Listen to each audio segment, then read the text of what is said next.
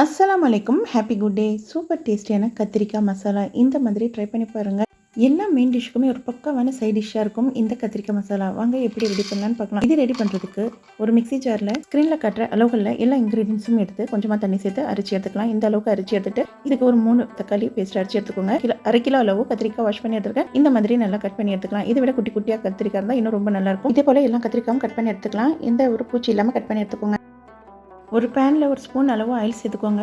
Cut பண்ணி வச்ச கத்திரிக்காய் எல்லாம் சேர்த்து நல்லா ரோஸ்ட் பண்ணணும். மூடி போட்டு இந்த அளவுக்கு வர வரைக்கும் நல்லா வதக்கி எடுத்துக்கலாம். இப்போ அதே பேனில் 4 ஸ்பூன் அளவு ஆயில் சேர்த்துட்டு கடுகு சேர்த்து பொரிஞ்சோன்னா ஒரு ஸ்பூன் அளவு சீரகம் சேர்த்துட்டு பொடியாக கட் பண்ணினா 4 வெங்காயம் சேர்த்து கண்ணாடி பதம் வர வரைக்கும் வதக்கிட்டு அரிச்ச பேஸ்ட் சேர்த்துட்டு நல்லா ராஸ்மல் போகிற அளவுக்கு வதக்கிட்டு இதில் அரிச்ச தக்காளி சேர்த்துட்டு காரத்துக்கு ஏற்ற மாதிரி மிளகாய்த்தூள், மஞ்சத்தூள், தனியாத்தூள், தேவையான அளவு உப்பு சேர்த்து நல்லா மிக்ஸ் பண்ணி விடணும்.